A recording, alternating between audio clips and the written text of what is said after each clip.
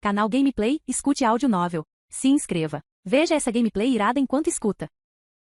Sistema de Inteligência Diária. Parte 67. Capítulo 446. O cadáver de Khan caiu com um baque surdo. Aquele corpo, antes alto e forte, pareceu ter seus ossos instantaneamente esvaziados, caindo pesadamente no chão. Do pescoço decepado, um jato de sangue escaldante atingiu a borda da mesa redonda antes de respingar de volta no chão de pedra, espalhando-se rapidamente e formando um tapete carmesim. O cheiro pungente de sangue imediatamente encobriu a doçura enjoativa e com gosto de peixe das lamparinas de óleo de animais marinhos. O salão estava em um silêncio sepulcral. Aquela cabeça, que supostamente era capaz de quebrar um mastro, havia sido esmagada de forma muito limpa. Ele nem sequer teve tempo de soltar um grito completo. Os olhos de Khan ainda estavam abertos, os globos oculares esbugalhados, quase saltando das órbitas, suas pupilas estavam dilatadas, congeladas em uma expressão final de confusão e terror. Os três restantes se moveram quase que instintivamente. Rosa, Sanders e Moro, esses três líderes piratas que geralmente desejavam afundar aos outros no mar, demonstraram uma coordenação surpreendente neste momento. Em um curtíssimo espaço de tempo eles estavam de costas um para o outro, formando um triângulo rígido, confiando suas costas mais vulneráveis um ao outro. Vermelho escuro, verde escuro e branco mortal.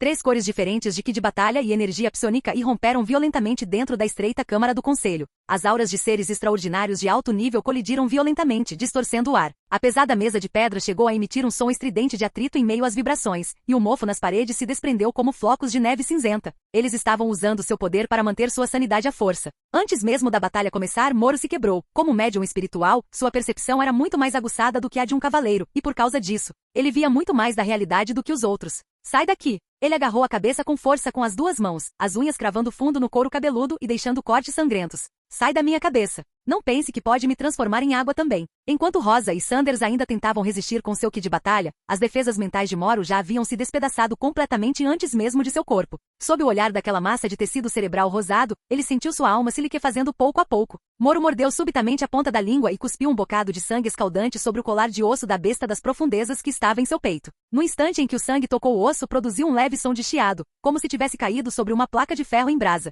Dengue! Os ossos da besta explodiram. Os fragmentos permaneceram suspensos no ar por um instante antes de se transformarem em mais de uma dúzia de fantasmas pálidos de espíritos vingativos. Eles não possuíam formas humanas completas, seus rostos eram distorcidos e alongados, com bocas e narizes ocos, deixando longos rastros branco-acinzentados enquanto emitiam gritos mentais penetrantes no ar.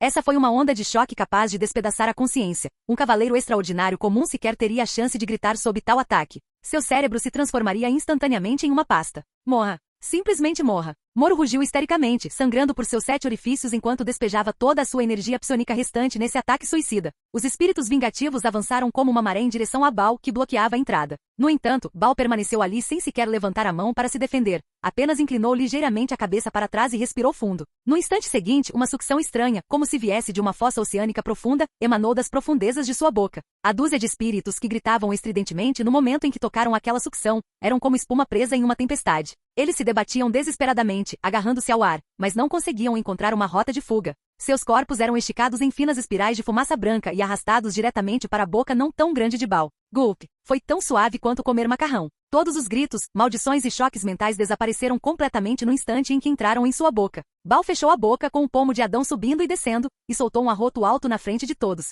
A massa de tecido mole rosado exposta ao ar tremia satisfeita no topo de sua cabeça, secretando uma camada de muco transparente. Tem um gosto bom. Ele mostrou a língua vermelha e lambeu o canto da boca. Só um pouquinho salgado. A alma dos velhos é sempre amarga demais. A loucura estampada no rosto de Moro congelou. Seu cérebro parecia ter sido atingido com força por um martelo, e todos os seus pensamentos se transformaram em uma tela em branco num instante. Essa era sua carta na manga mais forte, um golpe final obtido ao custo de arriscar a própria vida. No entanto, aquilo se tornou aperitivo do adversário. Naquele exato momento, Baal se moveu, e os 5 ou 6 metros que o separavam desapareceram num instante. Uma mão cobriu delicadamente o topo da cabeça de Moro. Baque! O som não era alto, mas era excepcionalmente nítido. O corpo sem cabeça balançava como um fantoche sem cordas, deslizando flácido e bloqueando a única saída. No exato momento em que Baal esmagou o crânio de Moro, Sanders e Rosa se moveram simultaneamente. Essa era a melhor oportunidade, sem qualquer contato visual. Aqueles que haviam sobrevivido até então nesse mar devorador de homens entenderam quando era hora de apostar tudo. A figura de Sanders foi a primeira a desaparecer. Uma energia de batalha verde escura queimava intensamente na superfície de seu corpo, e ele parecia estar comprimido em uma linha fina, quase invisível a olho nu, movendo-se tão rápido que nem mesmo imagens residuais conseguiam se formar. formar na retina.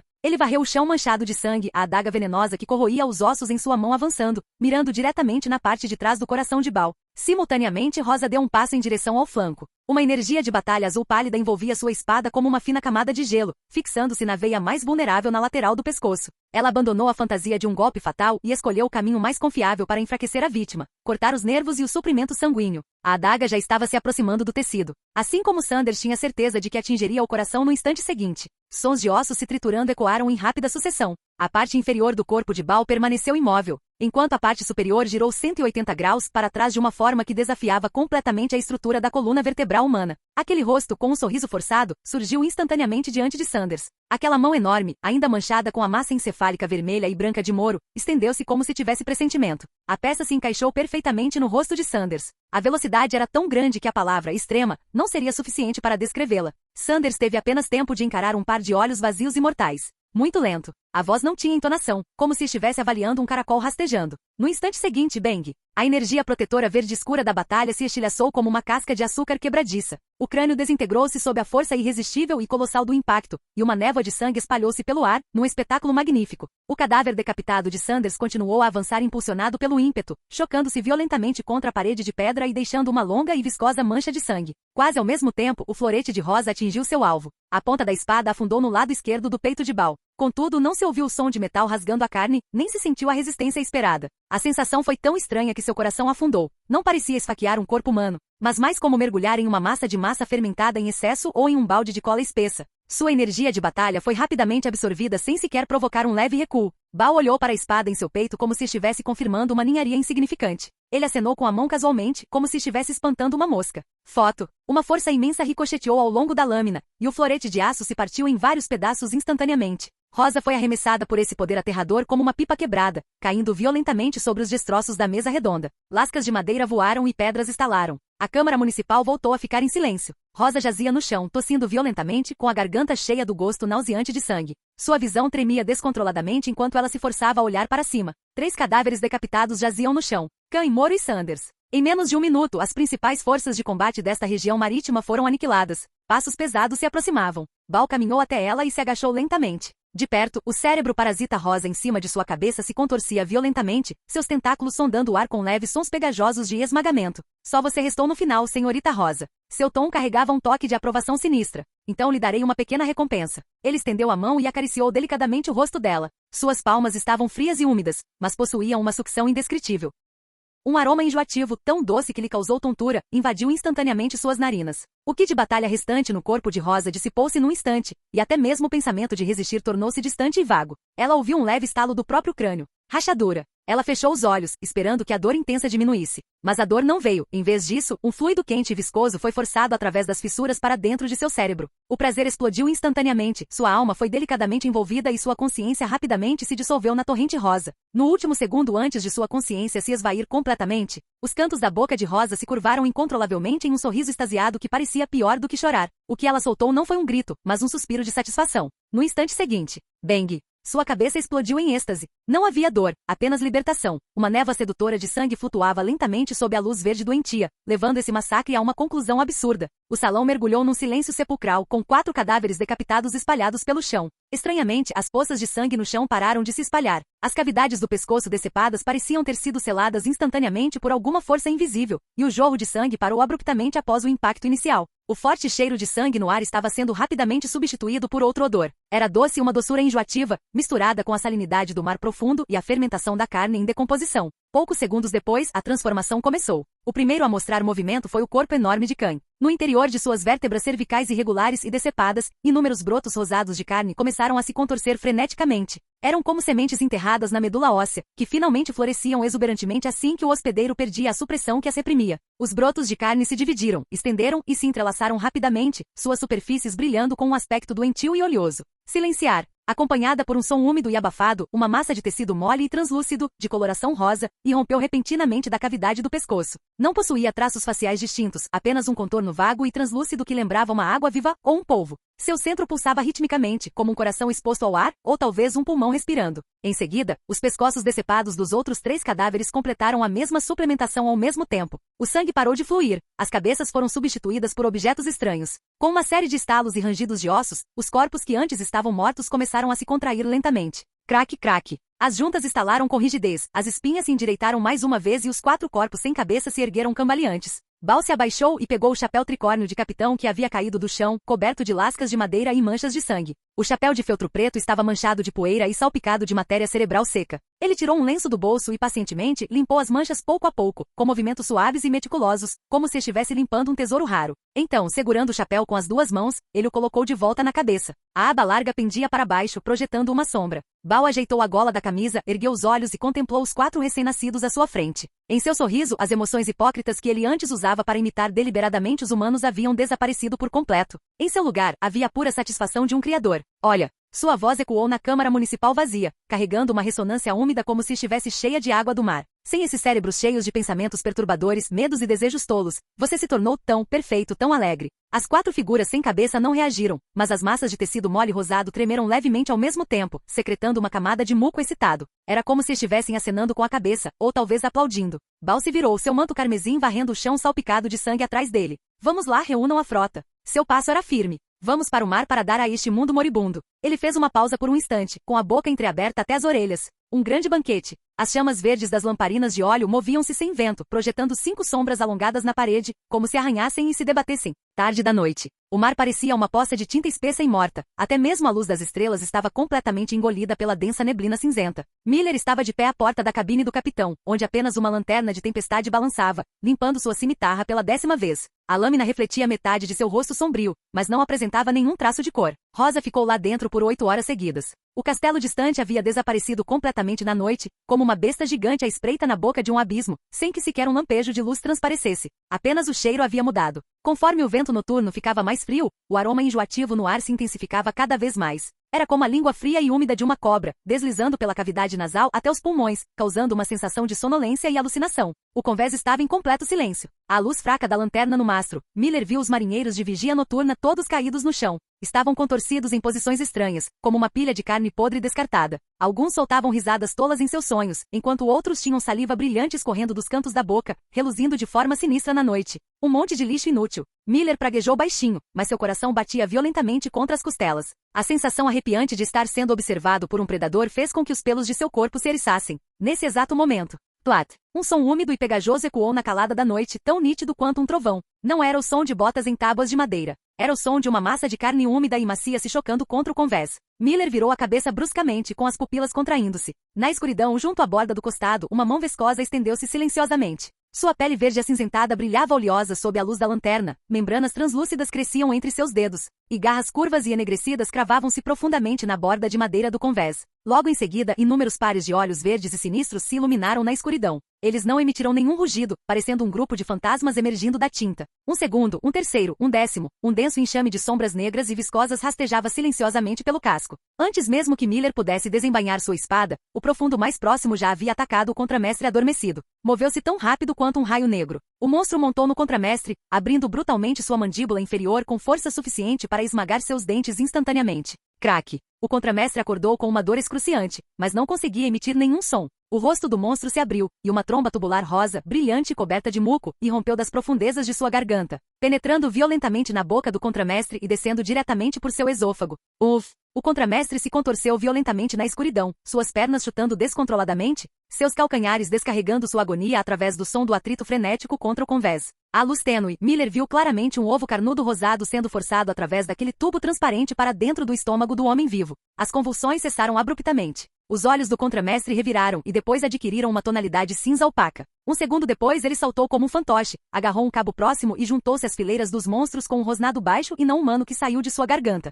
Ataque inimigo! Miller finalmente rugiu, sua voz falhando estridentemente na noite. Sem hesitar, ele ergueu sua espingarda de pederneira e puxou o gatilho na sombra mais próxima. Bang! A língua de fogo que saiu do cano da arma rasgou instantaneamente a escuridão. Aquele momento de luz intensa iluminou uma cena sufocante no convés. Um denso enxame de profundos já havia coberto o convés, agachando-se sobre cada pirata adormecido, realizando aquele ritual de alimentação nauseante. Ah! Um pirata, despertado pelo tiro, soltou um grito desesperado. Mas assim que tentou se levantar, um profundo pisou em seu peito, e suas garras rasgaram instantaneamente sua garganta. O sangue quente jorrou, tingindo de vermelho as escamas do monstro. O massacre começou. O convés à meia-noite transformou-se num moedor de carne. Os piratas despertados não tiveram tempo de procurar armas. Vagavam às cegas como galinhas sem cabeça na escuridão. Antes de serem arrastados para sombras para serem desmembrados ou imobilizados para serem forçados a se tornarem parasitas. Acordem, porra! Matem eles! Miller afastou com um chute um recruta que bloqueava seu caminho, seu sabre envolto em energia de batalha enquanto ele desferia golpes selvagens na escuridão. Um enorme líder profundo saltou do mastro, mirando diretamente na cabeça de Miller com um vento fétido. Os olhos de Miller eram frios e impiedosos. Sem pensar duas vezes, ele agarrou o timoneiro que gritava ao seu lado e o empurrou para fora com força. Pull! O peito do timoneiro foi imediatamente atravessado por garras, deixando-o pendurado nas garras do monstro. Primeiro imediato, você! Aproveitando o único segundo de espaço para respirar proporcionado pelo escudo humano, Miller rugiu e desferiu um golpe certeiro. Metade da cabeça do monstro foi decepada, e sangue preto e fétido espirrou por todo o rosto de Miller. Ele não se importou nem um pouco se o timoneiro vivesse ou morresse, chutando o cadáver e o monstro para longe juntos. Saiam da minha frente. Coberto de sangue, ele avançou em direção às posições de canhão na lateral do navio como um louco. Se ele não fosse sobreviver, então ninguém teria vida fácil. A ordem de Rosa ecoou em sua mente. Turvar as águas. Carregar. Carregar essas armas, por favor. Miller correu até os canhões e abateu um carregador que estava em pleno processo de mutação. Os dois piratas restantes estavam apavorados, tateando no escuro para tentar enfiar sacos de pólvora e chumbo no cano da arma. O ar estava repleto de gritos e sons de mastigação. Os passos úmidos dos monstros se aproximavam cada vez mais. Miller conseguia até sentir um mau hálito vindo de trás dele. Com um sorriso selvagem, ele enfiou a tocha contra o pavio. O pavio chiou ao queimar, a luz iluminando seu rosto contorcido. Bum! O primeiro disparo de canhão ecoou na noite. O recuo violento fez com que estilhaços voassem do convés. O clarão branco e incandescente do disparo iluminou momentaneamente o mar por dezenas de metros ao redor, assim como os rostos aterrorizados e em recuo daqueles monstros. Bum! Bum! Então o segundo tiro e o terceiro. As balas de canhão, deixando rastros incandescentes, rasgaram o céu noturno completamente escuro e se chocaram contra o castelo distante. Explosões de fogo irromperam da fortaleza, que se erguia como um farol em chamas naquela noite escura. Todos os monstros pararam. Instintivamente temendo o barulho alto e a luz intensa, eles viraram a cabeça na direção das explosões. Cortem a âncora. Velas totalmente içadas. Aproveitando essa breve brecha, a voz de Miller ecoou pelo convés, estalando como um chicote nos ouvidos de todos. Não havia espaço para bobagens, e ninguém se atrevia a verificar duas vezes. Um contramestre brandiu um machado de batalha, e a corrente de ferro se rompeu em meio a uma chuva de faíscas, soltando um estalo ensurdecedor. O escorpião estremeceu violentamente, sua proa lutando para virar em direção ao mar aberto em meio às ondas. Muito lento. O convés sob os pés de Miller tremia. O navio parecia estar sendo arrastado por algo nos tornozelos, rangendo a cada passo dado.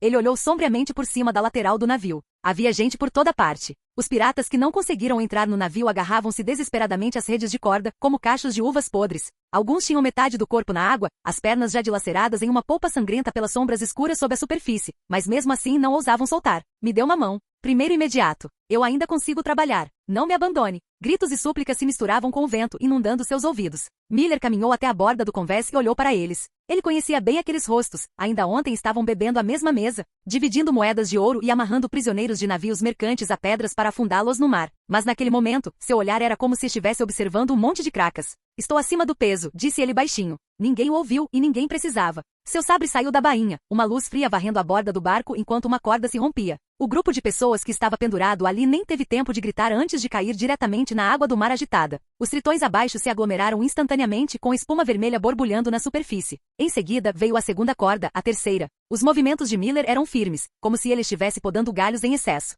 Um pirata ágil já havia conseguido alcançar o parapeito e enfiado metade da cabeça para cima, com o rosto coberto de sangue. Miller, A sola de uma bota pisou diretamente em seu rosto. Não suje meu convés. Miller aplicou força com o pé. O homem caiu para trás, sendo arrastado para as águas profundas por 3 tritões no instante em que atingiu o mar. O baralho não era muito melhor. Marinheiros de baixa patente, carregadores e idiotas que não tiveram tempo de largar seus barris de rum estavam todos amontoados em uma confusão caótica. Alguns até agarravam-se desesperadamente a pequenos cofres de moedas de prata, as economias de uma vida inteira. Miller examinou aqueles pares de olhos aterrorizados. Não havia emoção, apenas cálculo. Esvaziem tudo. Ele apontou para a carga excedente. Antes que aquelas pessoas pudessem reagir, seus confidentes já haviam desembainhado suas espadas e avançado para limpar o local. Qualquer pessoa que não soubesse manejar uma lâmina, estivesse ferida ou carregasse objetos pesados era empurrada para a borda do navio. Não, este navio ainda pode transportar mais. Eu tenho forças. Os lamentos mal haviam começado quando foram enfiados de volta nos estômagos com golpes e socos. Baús cheios de prata foram chutados para o lado, moedas se espalhando como gotas de chuva na poça de sangue, e os donos dos baús foram jogados ao mar. Barris de água doce, lona sobressalente, companheiros com pernas quebradas. O escorpião era como um bêbado vomitando imundície, expurgando lentamente os fardos de seu estômago. O casco finalmente ficou mais leve. Uma rajada de vento empurrou o navio danificado, fazendo-o romper os destroços à sua frente e abrindo caminho à força, ensanguentado, para fora da baía interior caótica. Só depois que os gritos se dissiparam na névoa, Miller finalmente exalou o ar fétido de seus pulmões. Ele se virou para olhar para trás, e a visão que viu fez com que uma onda de arrepios percorresse seu couro cabeludo. O som das armas de pederneira cessou abruptamente, e os gritos de batalha foram silenciados como se por uma mão em volta do pescoço. À luz tênue do amanhecer que se aproximava, ele viu a imponente nau Capitânia de Caen, a quebra-ossos, coberta por um denso enxame daqueles tritões negros e viscosos. Eles não tinham pressa em matar. Os piratas no convés estavam imobilizados. Por mais que se debatessem, aqueles tritões seguravam seus membros com uma força mortal. Um tritão abriu à força a boca de um homem corpulento, seu corpo se contraindo de forma sinistra enquanto cuspia algo mole e flácido na garganta do homem. O pirata engasgou e se contorceu violentamente, suas unhas deixando manchas de sangue nas tábuas de madeira. Poucos segundos depois, ele parou de se mexer. Quando ele se levantou novamente, aqueles olhos não continham nada além de um vazio opaco e acinzentado. Sem ordens, sem comunicação. O pirata ressuscitado virou-se e caminhou em direção ao guincho de navio, seus movimentos rígidos porém precisos. Então veio uma segunda, uma terceira. O baralho, antes caótico, tornou-se organizado. Centenas de piratas que momentos antes lutavam por suas vidas agora se assemelhavam a um grupo de marionetes, puxando silenciosamente as velas, girando o leme e ajustando o cordame. Seus movimentos eram nauseantemente sincronizados. Splash! Seguindo algum sinal invisível, centenas de navios piratas no porto ajustaram seus cursos simultaneamente. Essa sensação uniforme de opressão era mais desesperadora do que o massacre caótico. Toda a frota parecia ter sido dominada por um único cérebro, transformando-se em uma enorme e silenciosa colônia de monstros. Miller sentiu a garganta secar. Será esta verdade sobre estas águas? Vá, nos tire daqui. Ele se virou e rugiu para o timoneiro, com a voz ligeiramente desafinada. Seja lá o que fosse aquela coisa infernal, ele não queria olhar para ela uma segunda vez. Mesmo escapar para os confins da terra seria melhor do que me tornar um daqueles mortos-vivos. O escorpião fugiu em direção ao mar aberto com todas as suas forças. O leste começou a mostrar o branco pálido do amanhecer. A brisa marítima dissipou parte da neblina, e Miller instintivamente olhou para o norte. Havia uma sombra escura ali. A princípio, ele pensou que fosse uma nuvem escura ou uma ilha em movimento. Mas a coisa estava se movendo. Um som grave e retumbante viajou pelo mar, não o assobio das velas ao vento, mas uma vibração mais pesada e rítmica. Tum, tum, tum. Como as batidas do coração de um gigante. Duas colunas de fumaça negra como breu perfuravam a névoa da manhã, contrastando de forma excepcionalmente nítida com o céu branco acinzentado. Então, atravessou a névoa. Um navio gigantesco de aço sem velas. Era demasiado imponente. Aquele casco de aço escuro e pesado era como uma fortaleza a mover-se sobre o mar, frio e agreste, emanando uma aura industrial dominante. Duas chaminés inclinadas para trás lançavam fumaça densa para o céu, o cheiro de carvão queimado misturado com enxofre, encobrindo instantaneamente o aroma salgado do mar. Não precisava de vento favorável, nem se importava com as ondas. A proa afiada sulcava o mar, as ondas brancas sendo esmagadas pelo casco de aço de ambos os lados. Ao redor, seguiam mais de uma dúzia de fragatas, também expelindo fumaça preta. Não havia decorações redundantes, nem figuras de proa extravagantes. Estavam dispostas em uma formação de cunha absolutamente precisa, a distância entre cada navio parecendo ter sido medida com uma régua. Aquela sensação avassaladora de sufocamento era fundamentalmente diferente daquela causada pelos sinistros tritões atrás deles. Era uma muralha alta e imóvel, forjada em aço, vapor e canhões. Por um instante, Miller esqueceu de respirar. Essa era a bandeira do território da Maré Vermelha. O exército de Louis havia chegado. Capítulo 447. A neblina ainda não havia se dissipado completamente. Dezenas de esquifes piratas balançavam nas ondas cinza esbranquiçadas, parecendo um monte de madeira podre esmagada pelas ondas. Mas, de repente, uma corda invisível se apertou. Os arcos giraram e o cordame rangeu ao ser esticado. O movimento não parecia uma frota mudando de formação. Era mais como um bando de tubarões que, ao sentir o cheiro de sangue, virou repentinamente a cabeça. Sem hesitar, eles se posicionaram na formação que cortava as ondas à frente. A cena no mar naquele momento era bastante sinistra. De um lado havia aço cinza com fumaça preta saindo das chaminés, desenhando linhas retas no ar. Os navios de vanguarda da Maré Vermelha eram como uma fileira de bisturis precisamente calibrados, cortando o oceano a uma velocidade constante. Do outro lado havia madeira em decomposição, com lonas esfarrapadas penduradas em mastros inclinados e figuras amontoadas nos conveses como um formigueiro perturbado. Não se ouviam rugidos sobre o mar, apenas um som abafado vindo da névoa. Era um som de cacarejo, espremido de milhares de gargantas, intermitente como uma pessoa se afogando e exalando bolhas debaixo d'água. Na popa de cada navio, bem no alto, erguiam-se diversas sombras verde escuras. Esses tritões eram mais altos que os parentesco comuns, e suas escamas escuras brilhavam com um aspecto oleoso. Eles não mexeram no cordame nem se importaram com os canhões, ficaram ali parados como pastores. Os tumores pulsantes em suas mãos foram comprimidos, perdendo sua forma, e a cada aperto, um tremor de alta frequência se propagava pelo ar. Eram comandos que penetravam diretamente no cérebro. Os olhos esbugalhados dos tritões fitavam atentamente os navios de guerra de aço ao longe. Aos seus olhos turvos, aqueles navios de ferro que expeliam fumaça negra não eram máquinas de guerra, mas os locais de reprodução mais perfeitos. Sacrifícios oferecidos às profundezas do mar. Esmague-os e coloque os ovos dentro. E no porão o verdadeiro combustível estava queimando. Centenas de piratas de torso nu estavam firmemente presos aos seus assentos com cintos de couro. Seus rudimentares remos de madeira voando em suas mãos com uma velocidade irracional. Essa frequência já não era algo que o músculo humano pudesse suportar. Alguns tiveram os músculos dos ombros dilacerados, com sangue escorrendo pelos cotovelos. Outros tiveram os antebraços quebrados, com fragmentos ósseos brancos perfurando a carne. Mas ninguém gritou e ninguém parou. Todos tinham a mesma expressão, os cantos da boca esticados até as orelhas, baba escorrendo do queixo para as tábuas, os olhos vazios, mas cheios de alegria. A voz em suas cabeças continuava a soar. Mais rápido, bata naquela parede de ferro. Eles deram seus últimos suspiros em excesso, levando essa pilha de madeira velha ao limite. A quilha do navio gemeu sob a pressão, e toda a embarcação, como uma bala de canhão descontrolada, despencou torta em direção àquela fria extensão de aço. Os canhões de alma lisa no convés já estavam incandescentes devido ao calor. Para disparar mais um tiro antes do contato, as ondas de calor dos canos poderiam chamuscar as sobrancelhas mesmo à distância. Um carregador, incomodado com o balanço pesado do cano, atirou-se sobre ele, abraçando firmemente o tubo de bronze escaldante com ambos os braços. Chiar! A carne chamuscou instantaneamente e uma fumaça branca subiu com o cheiro de carne assada. Ele não hesitou. Em vez disso, deu um arrepio de excitação. Aqueles olhos turvos fitaram a pele de suas mãos grudada no cano do canhão, e os cantos de sua boca se contraíram incontrolavelmente, revelando um sorriso de gratidão entre lágrimas. Mesmo com as mãos em frangalhos, ele pressionou o corpo, insensível, contra a estrutura da arma para completar a mira final. Naquele momento ele não era uma pessoa, era uma peça descartável. O capitão, com sua aparência de marionete na proa, abriu os braços para enfrentar a brisa do mar. Os canhões principais do navio de vanguarda da Maré Vermelha já haviam girado, seus bocais escuros se ampliando em sua visão.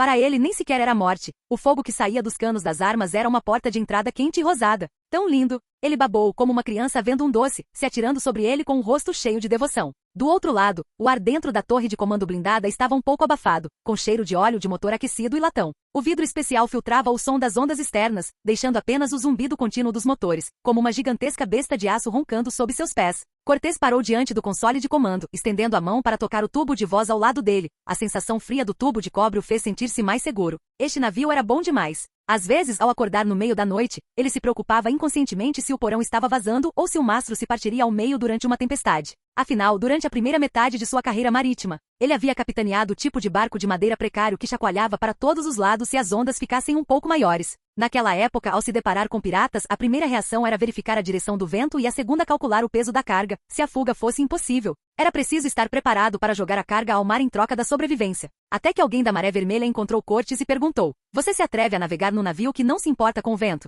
E assim, ele ficou ali parado. Sob seus pés havia aço, a energia era o vapor e em suas mãos estava o poder de fogo suficiente para afundar qualquer frota naval da velha era. Cortez ergueu os olhos e lançou um olhar para o emblema da Maré Vermelha pendurado na antepara. Chama Carmesim. Ele ponderou sobre o nome em sua mente. Lord Louis lhe dera aquele navio, e ele precisava provar que aquele investimento valerá cada centavo. Senhor, os alvos entraram no alcance, a voz do imediato interrompeu seus pensamentos. A contagem é 42, e eles ainda estão acelerando. Cortez não se virou. Ele conseguia ver claramente através da janela de observação. Aqueles lunáticos estavam chegando. Em meio à neblina, dezenas de navios de madeira em frangalhos avançavam como loucos. Suas velas estavam cheias de vento, suas proas pressionando as ondas, enquanto os aberrações no convés brandiam espadas enferrujadas e clavas de osso, com a boca escancarada, uivando algo ininteligível. Eles nem sequer tinham uma formação adequada. Isso não foi uma acusação. Eles estavam claramente correndo para a morte. Cortez desembainhou sua espada de comando sem pressa, a ponta tocando levemente a mesa de cartas náuticas. Não deixem a escória se aproximar. Seu tom era como de dar ordens a marinheiros para lavarem o convés.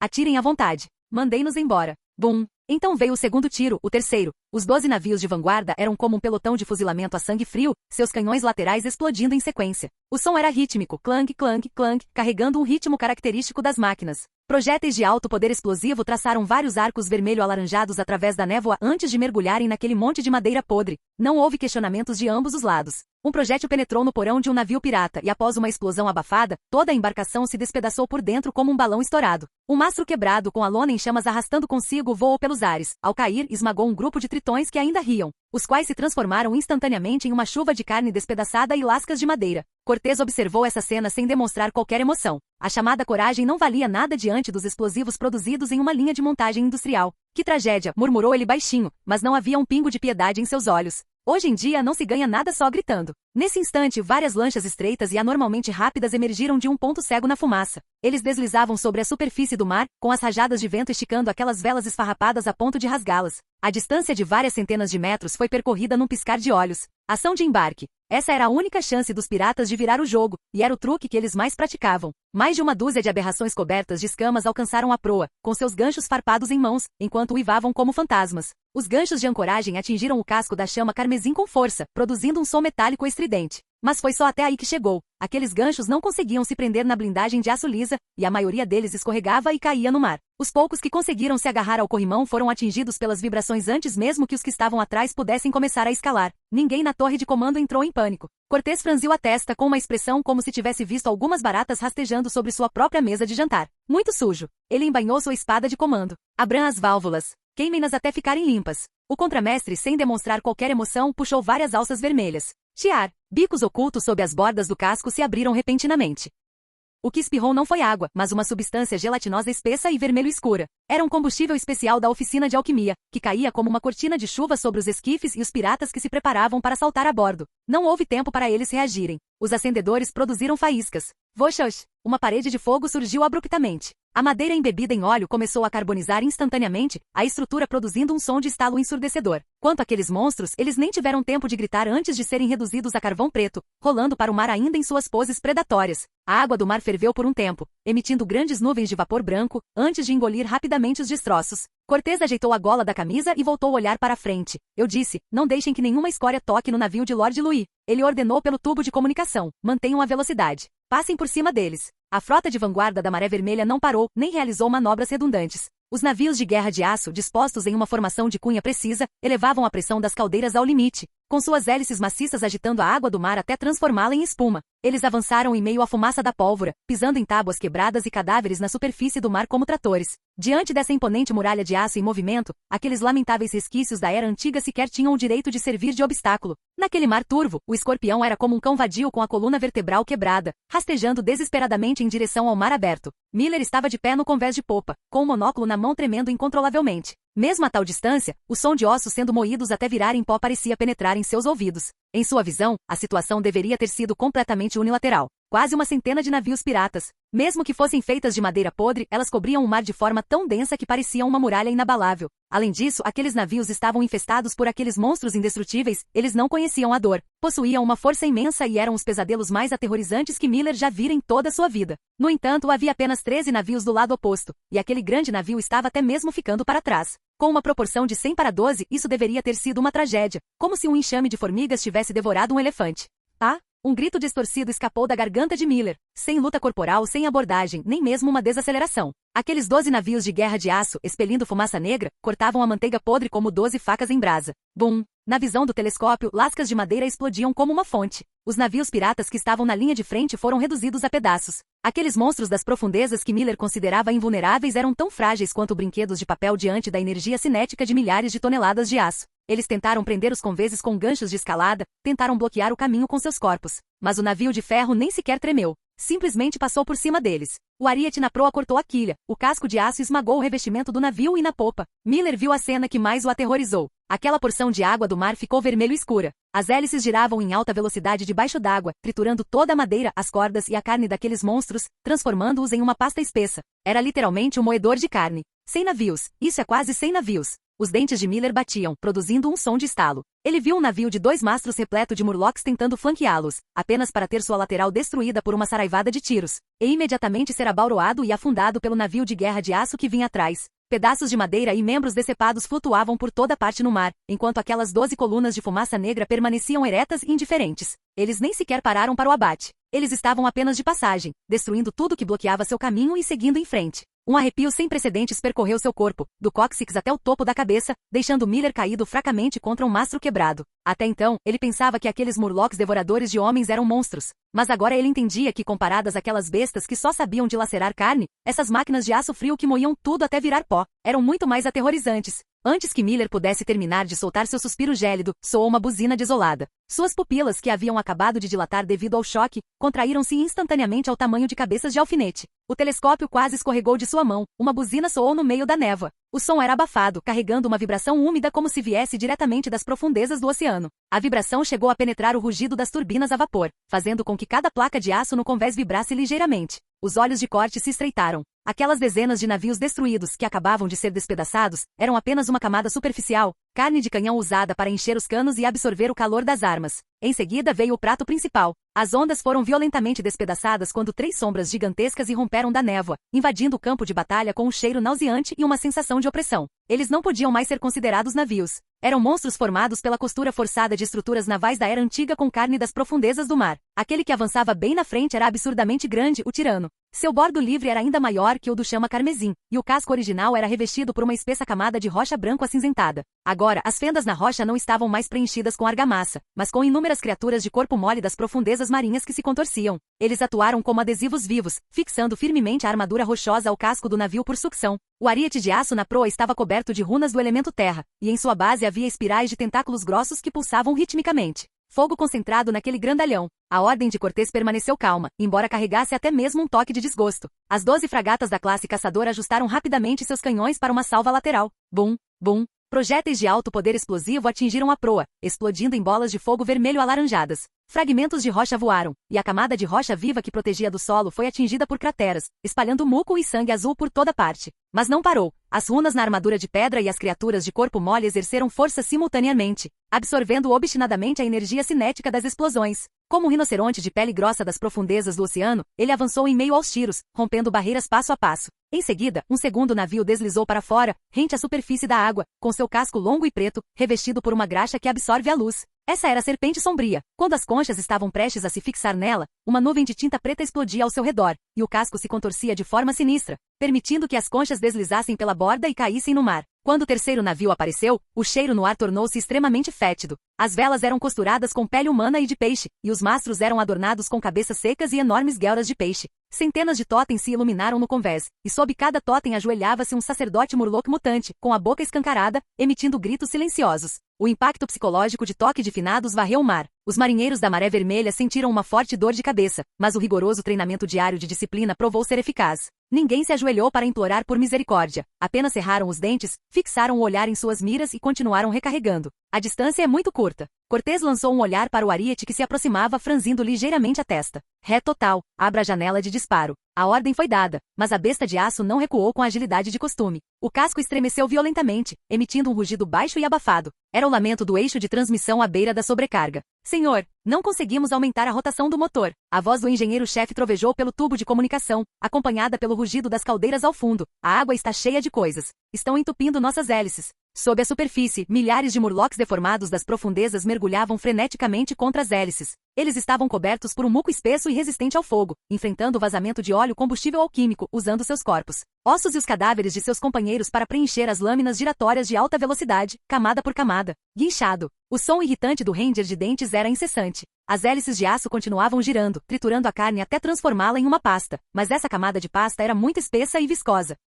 Centenas de cadáveres ficaram amontoados entre os rolamentos e as lâminas, formando uma pastilha de freio de carne de alta densidade. O torque das turbinas a vapor permaneceu forte, mas essa resistência reduziu consideravelmente a capacidade de manobra do navio de guerra. A outrora flexível classe caçador tornou-se lenta, como um gigante com as pernas cobertas de sanguessugas. A sombra do tirano já havia eclipsado a ponte da chama carmesim. O ariete, capaz de romper muralhas, estava apontado diretamente para a lateral do chama carmesim, com a distância diminuindo gradualmente, tentando nos arrastar para uma briga na lama. Cortês olhou para o mar manchado de sangue e para aquele navio de guerra rochoso e feio com certo incômodo. Embora a capacidade de manobra estivesse comprometida, suas torretas ainda podiam girar e suas caldeiras ainda não haviam explodido. Os navios de guerra da Maré Vermelha não afundariam por causa de tal obstáculo. Eles apenas se sentiriam humilhados por terem que deixar essa escória se aproximar. Já que você quer tanto se aproximar, vou atender ao seu pedido. Cortes ajeitou a gola e se virou para o sinalizador. O cão está sendo mordido. Peça ao martelo pesado que caia e vire esta mesa, completamente.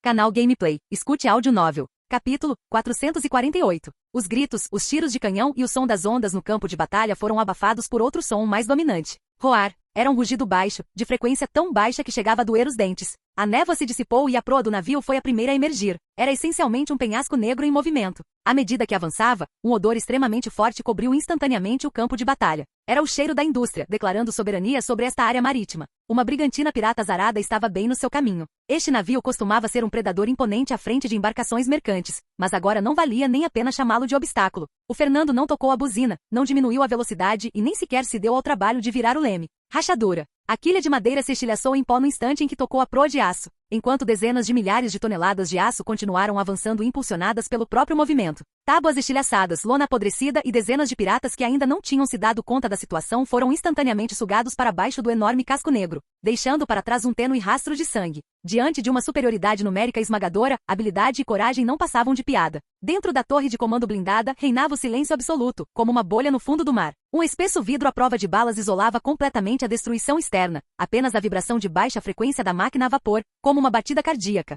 podia ser ouvida através do piso. O ar estava seco e quente, com um leve aroma de chá preto. O comandante-em-chefe da frota, Alvin, estava de pé diante da mesa de cartas náuticas. Seu uniforme naval azul escuro de abotoamento duplo estava impecavelmente passado a ferro, abotoado até o último botão. Ele segurava uma espada de comando em uma das mãos, batendo-a distraidamente contra a palma da mão. Louis estava por perto, segurando uma xícara, como se estivesse assistindo a uma peça ensaiada há muito tempo, embora na verdade estivesse bastante curioso para saber o que aquele navio poderia realizar. Orlan, por outro lado, estava perdendo um pouco a compostura. Os dedos do engenheiro-chefe tremiam, seu rosto pressionado contra o vidro enquanto ele encarava atentamente a enorme silhueta negra do navio lá fora. Alvin viu as bandeiras de sinalização hasteadas pela frota de vanguarda e avistou claramente os 3 navios grandes na névoa, tentando se aproximar. Ele se virou e, sem elevar a voz, falou no tubo de comunicação num tom como se estivesse pedindo comida em um restaurante. Todos a postos de combate nível 1. Bateria principal destrave as fechaduras. Ele ergueu a espada de comando e apontou para a janela. Removam aquelas 3 pedras que bloqueiam o caminho. O tirano se moveu. Dentro daquele cérebro que já havia degenerado em um tumor, havia apenas um comando rígido.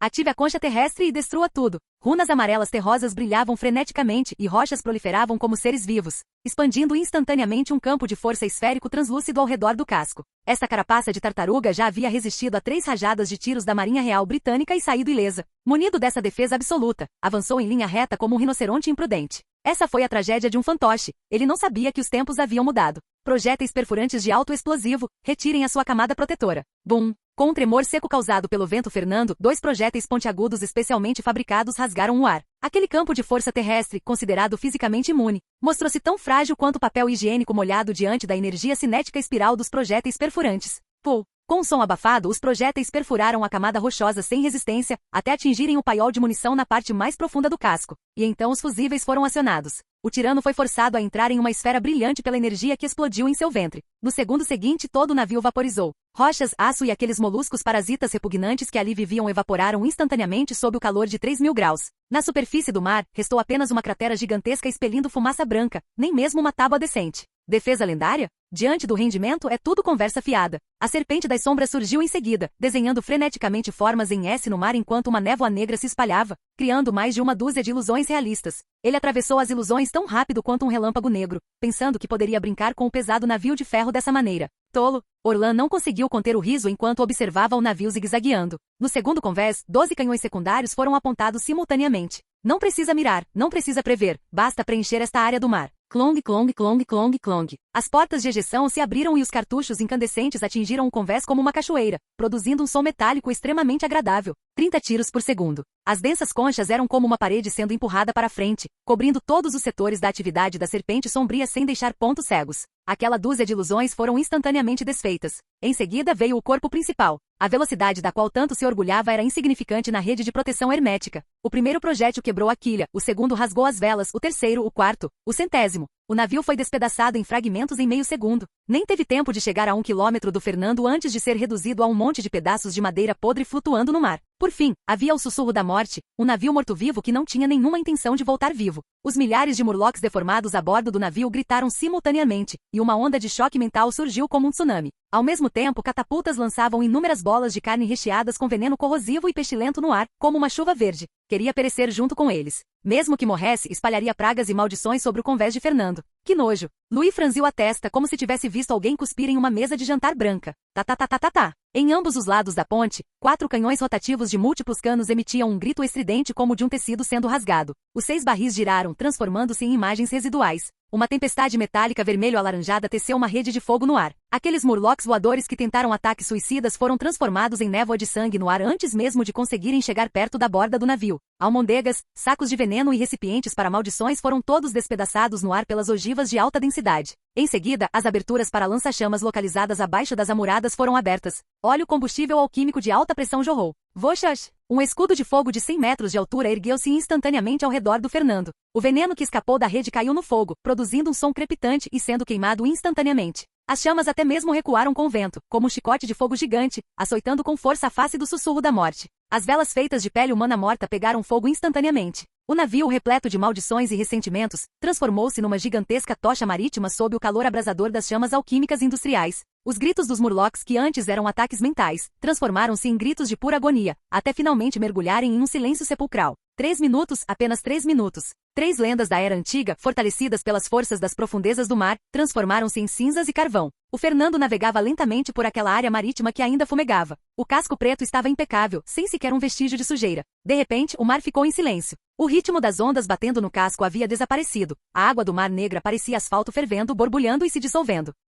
Então veio um fedor como de um cadáver em decomposição que havia sido enterrado em uma fossa oceânica profunda por centenas de anos e que estava sendo desenterrado. A água negra jorrou primeiro uma massa de tecido mole emaranhado, depois um casco quebrado que fora forçado a entrar nos tentáculos gigantes de um polvo. Madeira e ferrugem já haviam se fundido com a carne. Era impossível distinguir o que era navio e o que era monstro. Onde deveriam estar os mastros, dezenas de tentáculos grossos agora se agitavam, cada contração das ventosas trazendo à tona um respingo de água negra e turva. No casco, densos aglomerados de globos oculares se abriram. Grandes como escudos, pequenas como moedas, faziam um som úmido de atrito enquanto rolavam, olhando fixamente para o gigante de aço à sua frente. Então abriu a boca. Ou seja, a posição original do arco se dividiu diretamente em um buraco negro cheio de presas. Aquele rugido de baixa frequência atingiu as placas da blindagem, vibrando com tanta força que chegava a causar dor nos tímpanos. Dentro da torre de comando blindada, Louis parou diante do vidro à prova de balas, olhando para aquela pilha de carne exibindo seu poder, e franziu a testa. Um pouco repugnante. Alvin não perdeu tempo com palavras. Grupo do motor, sobrecarga supercrítica, carregamento da bateria principal. Luzes vermelhas de alarme piscavam freneticamente na ponte. O chão sob seus pés começou a vibrar violentamente. Era o rugido de 4 máquinas a vapor verticais sendo levadas ao limite. O ponteiro do manômetro disparou para a zona vermelha, e o vapor de alta pressão nos canos soltou um chiado agudo, como se inúmeras feras selvagens estivessem presas em uma jaula de aço, causando estragos. O canhão principal do Fernando ergueu a sua cabeça. Arcos elétricos branco-azulados percorriam freneticamente as ranhuras no cano da arma, e até mesmo o ar ao redor era distorcido pela alta temperatura. Fogo! Uma gigantesca bomba mágica foi cuspida do focinho, como uma lâmina de luz de espessura zero, penetrando diretamente naquela boca gigante que rugia. A água do mar ao longo do percurso evaporou instantaneamente, dispersando-se antes mesmo que o vapor de água pudesse subir. O monstro da fusão, que até então se mostrara tão arrogante, sequer soltou um grito. No momento do contato, tentáculos, globos oculares, tábuas do navio e carne, todas as estruturas colapsaram em 1 milissegundo. Eles foram apagados diretamente do plano físico pela alta temperatura. Era como se alguém tivesse pegado uma borracha e esfregado com força em uma tela. A luz se dissipou. Apenas um buraco gigantesco de 100 metros de diâmetro permaneceu na superfície do mar.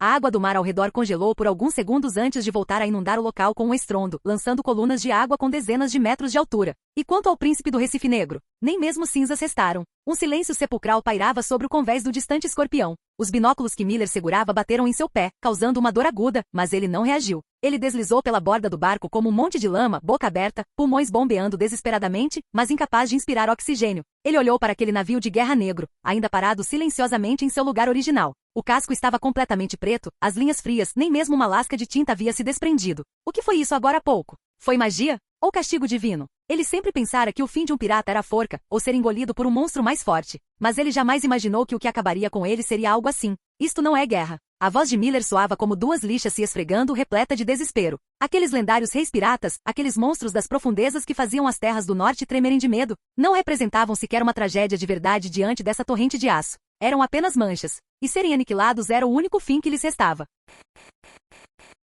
Capítulo 449. A luz do sol foi completamente bloqueada pelo aço. A água ensanguentada e os destroços que fervilhavam com a explosão momentos antes foram instantaneamente comprimidos em uma escuridão fria e sombria. Baque! A prancha de embarque bateu no chão com um som abafado e pesado. Um esquadrão de cavaleiros da Maré Vermelha, totalmente armados, rapidamente se espalhou. Louis caminhava bem à frente, com passos firmes. Não parecia que estivesse desembarcando em território ocupado pelo inimigo, mas sim que estivesse inspecionando o próprio quintal. O ar nesta ilha era simplesmente insuportável. Os aromas de sangue, carne queimada e uma doçura excessivamente madura e enjoativa se misturavam, como se uma pilha de frutas e cadáveres tivesse sido deixada para fermentar em um frasco lacrado por um mês. Uma névoa rosada escorria lentamente entre as paredes e torres em ruínas. Era uma poluição mental visível. Se um soldado comum estivesse aqui, seu cérebro seria reduzido a uma pasta em menos de 3 respirações. A respiração dos cavaleiros tornou-se visivelmente mais pesada. Suor frio escorria das bordas de seus capacetes pelas têmporas, e visão dupla ocasionalmente lampejava em suas retinas, mas ninguém parou. Louis, no entanto, não demonstrou nenhuma reação. O coração primordial dentro de seu corpo girava em um ritmo lento, e um fluxo de luz estelar platinada percorria seus vasos sanguíneos,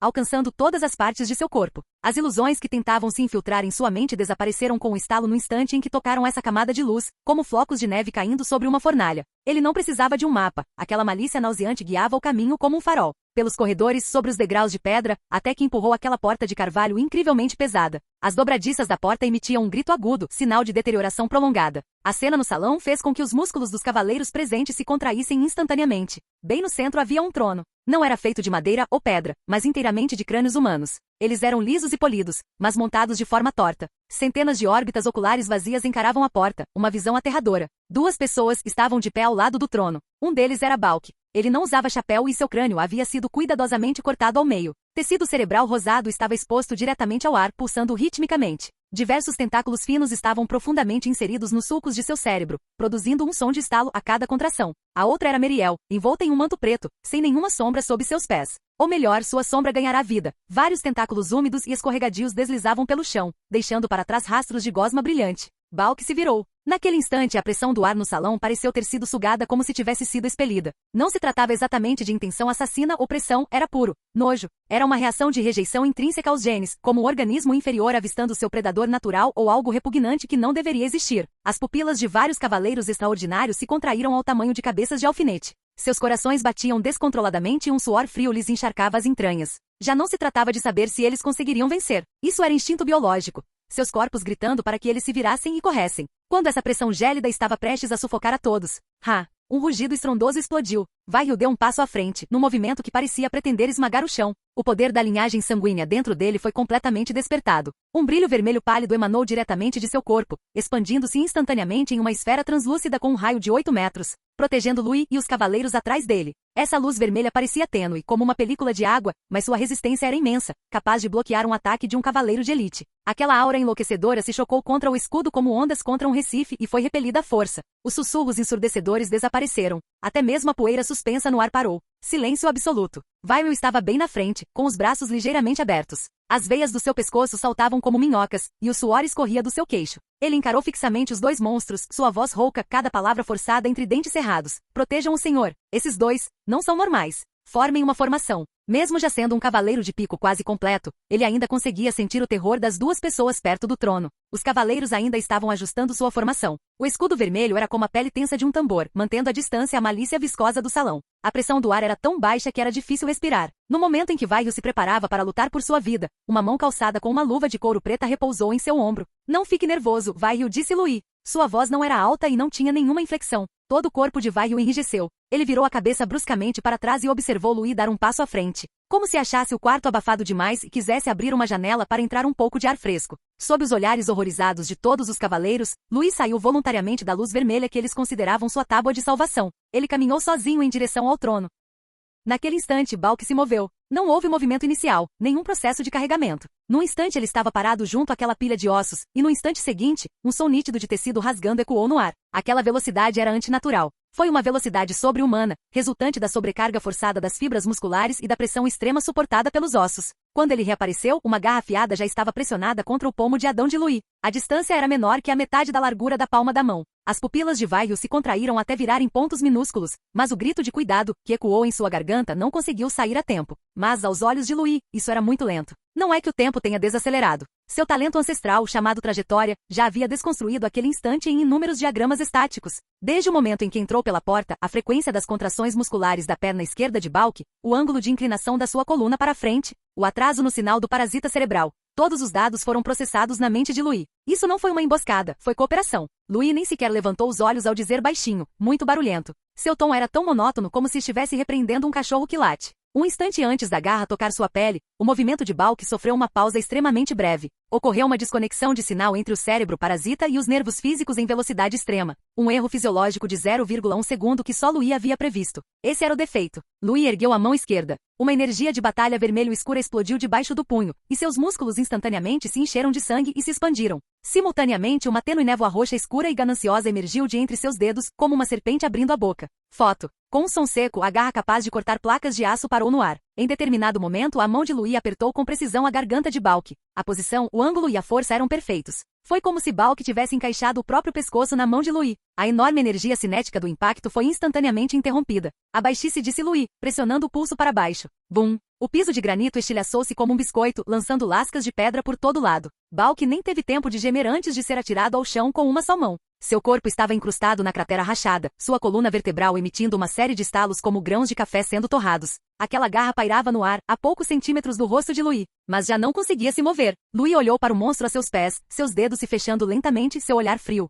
Naquele momento, Bulk finalmente experimentou o verdadeiro terror. A energia do desejo fantasma, da qual ele se orgulhava, concedida pelo soberano do mar profundo, deveria ter sido capaz de corroer todo o aço e força de vontade. Mas agora, assim que essa energia surgiu, foi engolida por completo pela névoa púrpura que emanava dos dedos de Louis. Bulk sentia-se como um abscesso perfurado. O poder, a vida e até mesmo a consciência do cérebro parasita dentro dele estavam se esvaindo freneticamente pela mão em seu pescoço. Não, o que é isso? A cartilagem em sua garganta estalou enquanto ele tentava desesperadamente lutar, mas seu corpo, de fato, ficou mole à medida que sua energia se esvaía. Louis manteve a pressão descendente com uma só mão. Seu olhar era indiferente, a luz dourada profunda em suas pupilas como a de alguém lendo valores em um painel de instrumentos. Muito barulhento, disse ele baixinho, apertando os dedos de repente. Rachadura. Era um som nauseante, úmido e estaladiço. Não houve nenhuma troca brilhante de magia, nem técnicas revolucionárias. Louis simplesmente exerceu uma pressão física insuportável. As vértebras cervicais de Bulk se estilhaçaram como um biscoito seco. Em seguida veio aquele parasita cerebral rosa na parte externa do crânio dele. Sob o aperto imenso, não teve sequer tempo de emitir um último sinal de choque mental antes de ser esmagado como um tomate maduro demais. Silenciar. Um fluido rosa explodiu para fora, apenas para ser imediatamente bloqueado pela camada de névoa roxa do lado de fora da luva de Louis. O corpo de Bulk se contraiu violentamente uma vez, depois se transformou em um monte de carne mole, como se seus ossos tivessem sido removidos. Louis soltou e apertou-lhe a mão com desgosto. O cadáver decapitado de Bulk jazia ali como um monte de lixo. Meriel, parada nas sombras, não recuou. Ela sequer lançou um olhar para o cadáver. Guinchado. Um ruído agudo escapou de sua garganta. O som não parecia humano. Era como dois pedaços de borracha molhada se esfregando freneticamente, causando um formigamento no couro cabeludo. A túnica preta que antes era folgada foi instantaneamente rasgada, com fragmentos de tecido voando por toda parte. Não havia mais nenhuma mulher debaixo do manto. Era uma massa emaranhada de carne rosada e tentáculos, como um coração gigante pulsante, contorcendo-se incessantemente. Onde deveria estar a cabeça, restava apenas uma boca com batom vermelho vivo, pendurada naquele monte de carne podre com uma aparência ridícula e repugnante. Bum! A névoa rosa explodiu. O ar tornou-se instantaneamente viscoso, como se um balde de mel vencido tivesse sido despejado dentro dele. Um aroma floral excessivamente maduro, misturado com o fedor de um cadáver, impregnou-lhes as narinas.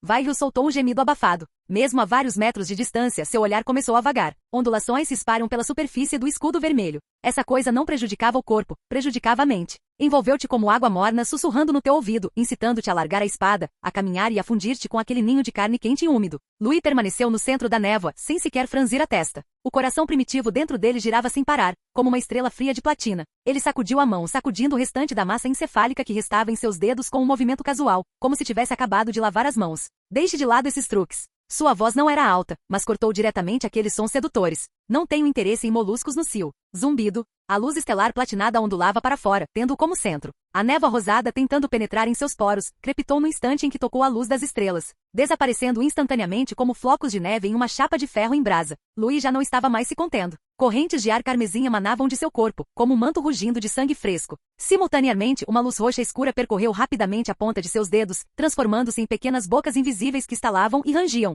Ele ergueu as pálpebras, e no fundo de suas pupilas, aquelas fendas verticais de um dourado pálido se abriram completamente. O ninho de carne de Meriel estremeceu violentamente. Dezenas de tentáculos rosados com ventosas farpadas se estenderam como uma floresta de lanças, rasgando o ar em direção a Louis. Louis se moveu. Um poder carmesim irrompeu instantaneamente e ele foi puxado para uma imagem residual no ar, movendo-se tão rápido que nem mesmo os tentáculos conseguiram reagir. Se perder. Com aquele grito grave, a pressão de um dragão ancestral no topo da cadeia alimentar se abateu como um martelo pesado. Os tentáculos que estavam prestes a matar recuaram visivelmente no ar, o instinto da presa ao avistar seu inimigo natural. Um tentáculo grosso caiu com força na frente dele. Louis estendeu a mão direita, seus 5 dedos envoltos em névoa roxa cravando-se diretamente naquela massa de carne escorregadia. Meriel soltou um grito de terror. Ela sentiu o poder púrpura estava subindo por seus tentáculos como um louco, devorando avidamente seu corpo principal. A energia rosa foi drenada à força, fluindo para o corpo de Louis como água em um redemoinho, depois esmagada e purificada pelo coração primordial, transformando-se em combustível puro. Louis arrastou aquele tentáculo que murchava rapidamente e caminhou para a frente passo a passo.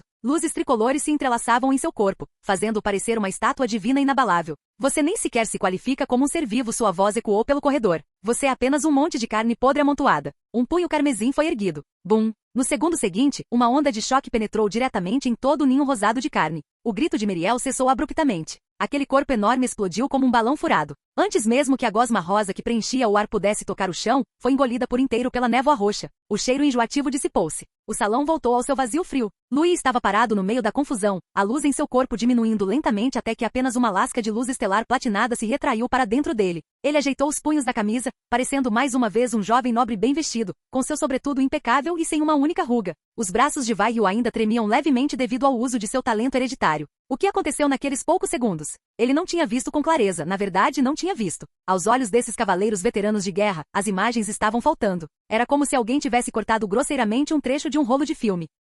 Apenas algumas sombras de tirar o fôlego permaneceram em suas retinas, uma imagem residual carmesim rasgando o espaço. Uma massa de névoa roxa turbulenta e aquele lampejo fugaz de ouro. Até o som estava atrasado. Foi só quando Louis começou a arrumar os punhos da camisa que o estrondo do ar sendo cortado e os gritos do monstro se sobrepuseram e tardiamente chegaram aos seus ouvidos. Vaio foi desativando seu talento lentamente com a garganta seca. Como um cavaleiro de pico de nível intermediário, ele sabia muito bem o quão poderosos eram aqueles dois monstros. Aquele Balque conseguia imobilizá-lo apenas com sua aura, e Meriel era um monstro ainda maior. Mas e agora? Uma foi esmagada no chão como uma ponta de cigarro, e a outra simplesmente evaporou sem sequer deixar cinzas. Morte instantânea total e absoluta. Então Lord Louis era na verdade. Vaio observou as costas da figura que limpava lentamente as luvas. Seu olhar passou de inexpressivo para fanatismo, e sua boca se abriu incontrolavelmente em um largo sorriso. O senhor não lutava há tanto tempo que até mesmo seus guardas haviam desenvolvido a ilusão de que ele era apenas um comandante que precisava de proteção. Mas hoje, essa espada que estivera embainhada por anos foi desembainhada apenas um pouco. E o mundo havia mudado.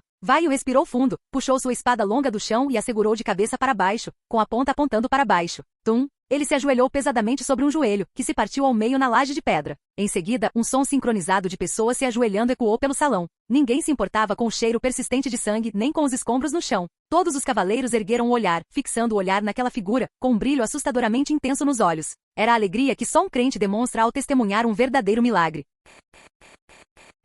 Capítulo 450. Na parte mais profunda das ilhas fragmentadas, as ondas pareciam perder o som. A entrada da gruta marinha conhecida como Olho da Serenidade erguia-se silenciosamente entre as paredes do Recife, a abertura era longa e vertical. Sua silhueta assemelhando-se a uma pupila semiaberta. Não havia vento dentro da caverna. A água negra do mar estendia-se para dentro contra as paredes rochosas, lisa como um espelho sem reflexo. O ar estava estranhamente parado, mortalmente silencioso. Assim que Louis parou de andar, um som apressado e abafado veio de trás dele. Por favor, espere, Lorde. Vaio já havia bloqueado seu caminho. O cavaleiro ajoelhou-se sobre um joelho na superfície escorregadia da rocha, olhando diretamente para Louis. Era um olhar misturado de medo, responsabilidade e vergonha. A aura aqui dentro não está certa. Sua voz era baixa e rouca, como se estivesse lutando contra seus próprios instintos. Vaio cerrou os dentes, as palavras quase escapando de sua garganta. Por favor, permitam-nos acompanhá-los. Mesmo que seja apenas caminhando à frente, mesmo que como escudos humanos. Os cavaleiros extraordinários atrás dele também se ajoelharam. Não disseram nada, mas simultaneamente apertaram os punhos de suas espadas.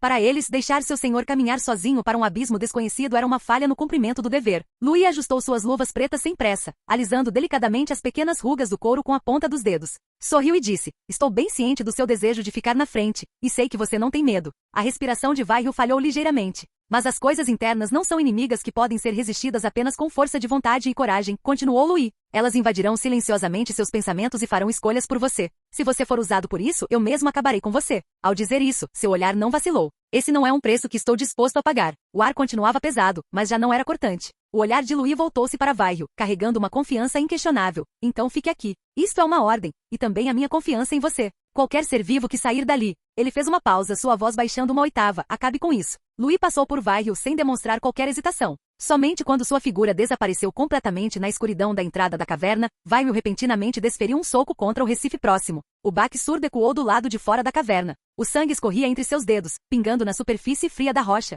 O mundo dentro da caverna parecia completamente isolado do exterior. No instante em que Louis entrou na caverna, a luz atrás dele pareceu ser dissipada por uma mão invisível. À medida que se aprofundava na mata, as cores nas paredes rochosas começaram a mudar. Pontos de luz rosa extremamente tênues surgiram na superfície da pedra, originalmente preta como breu, como fogo fato incrustado na rocha, ou como algum tecido biológico que respira lentamente. Havia um silêncio aterrador ali. Louis conseguia ouvir claramente as batidas do próprio coração. Aquele som foi amplificado infinitamente, parecendo excepcionalmente abrupto naquele silêncio sepulcral, como se toda a caverna estivesse se contraindo ligeiramente em ritmo com ele. No instante seguinte, um odor o atingiu. Era excessivamente doce, denso e pegajoso, transmitindo um calor que fazia com que a gente baixasse a guarda. Com apenas uma respiração, o corpo instintivamente desejaria mais, desejaria parar de andar, desejaria parar de pensar em qualquer coisa. Mas o passo de Louis não vacilou nem um pouco, e seus olhos permaneceram claros. Dentro de seu corpo, o coração primordial vibrava lentamente, separando um a um os componentes que tentavam infiltrar-se em sua consciência através do olfato, da emoção e do instinto. A doçura ainda existia, mas já não conseguia influenciar sua vontade.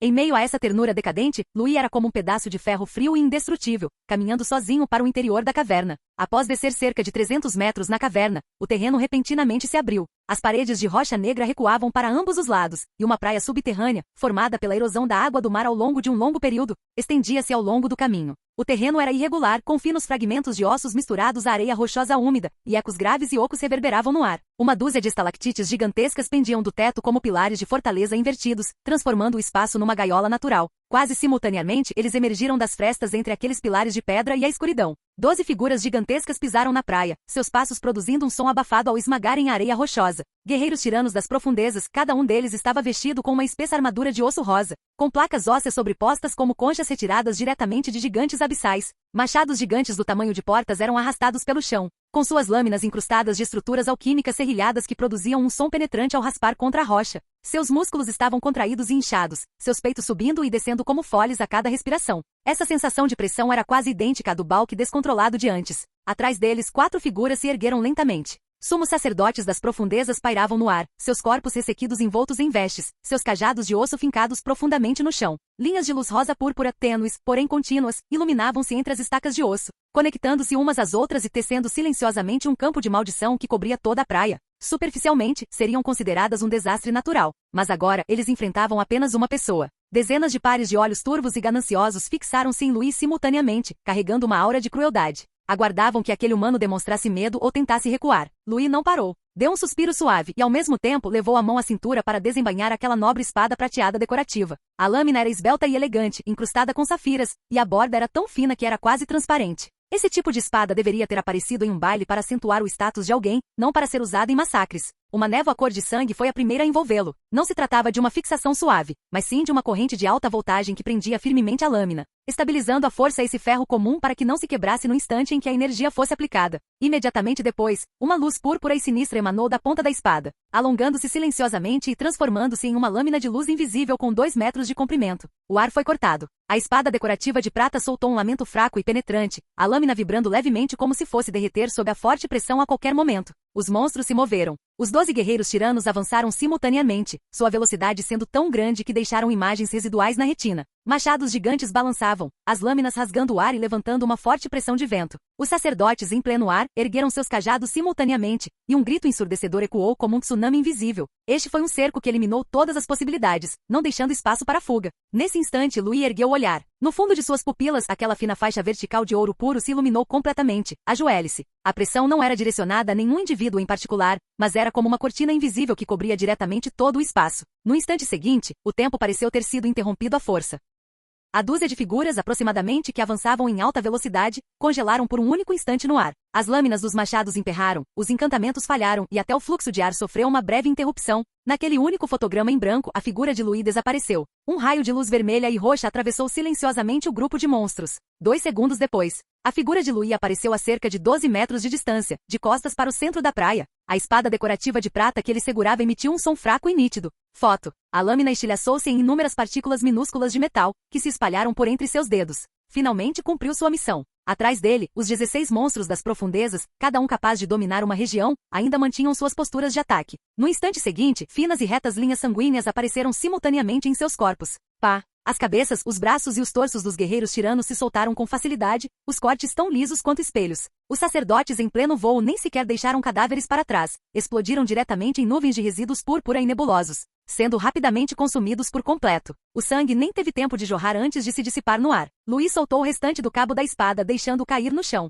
Ele passou por cima do campo de membros decepados e continuou adentrando a caverna. Passando por aquele chão ainda fumegante de cadáveres triturados, Luís prosseguiu. O chão sob seus pés não era mais pedra dura, mas um altar pálido construído inteiramente de ossos empilhados. Crânios humanos, espinhas dorsais de tritões e caixas torácicas de gigantes cujas espécies não podiam mais ser identificadas foram fundidos e comprimidos à força por alguma força, encaixando-se uns nos outros para formar uma estrutura bizarra e estável. Era como se toda emoção e vida tivessem sido drenadas há muito tempo, restando apenas as cascas extraídas. E no centro do altar cresceu aquela coisa, um coral cristalino rosa translúcido e enorme. Não era estático, uma maré lenta parecia fluir dentro do coral, a luz aumentando e diminuindo com ela, abrindo e fechando como lobos pulmonares. A cada respiração, uma névoa rosa era expelida para os arredores. A névoa não era ofuscante, pelo contrário, era suave e quente, exalando uma fragrância doce que instintivamente proporcionava relaxamento. Luís parou de andar, seu olhar pousando sobre o coral. No instante seguinte, ondulações apareceram na superfície do coral. Inúmeros rostos surgiram, belezas incomparáveis estenderam os braços, com a pele esvoaçando a luz. Não havia guerra, nem responsabilidade, nem frieza ou solidão, apenas uma paz e satisfação infinitamente vastas. A fragrância intensificou-se subitamente. Já não permanecia no ar, mas seguia as lacunas na respiração, na pele e na emoção, tentando penetrar nas profundezas da consciência de Luís. Sussurros ecoavam em sua mente. Não uma única voz, mas inúmeros murmúrios sobrepostos. Tão cansado, deixa para lá. Derreter, tornar-se parte de nós. Aqui não há dor, apenas felicidade. A voz era tão suave que chegava a ser misericordiosa. Em seu mar de consciência, ondas rosadas invadiam de todas as direções. Eles não eram impacientes nem ferozes, mas se ergueram lenta e firmemente, tentando submergir completamente aquela ilha solitária chamada razão. No momento em que a crista da onda estava prestes a tocar a borda de sua consciência, uma luz platinada brilhou. O coração primordial acelerou subitamente sua rotação no centro do oceano da consciência. No instante seguinte, uma magnífica luz estelar platinada caiu do alto, estendendo-se sobre o caminho da maré rosa como um abismo celestial. E três forças responderam simultaneamente. O poder carmesim transformou-se em vinhas cor de sangue, que brotaram das profundezas de sua consciência e destruíram brutalmente aquelas ilusões compostas de desejo. O poder roxo profundo irrompeu como um enxame de insetos, gananciosos e frios, roendo e devorando a energia rosa, decompondo-a nos resíduos mentais mais primitivos.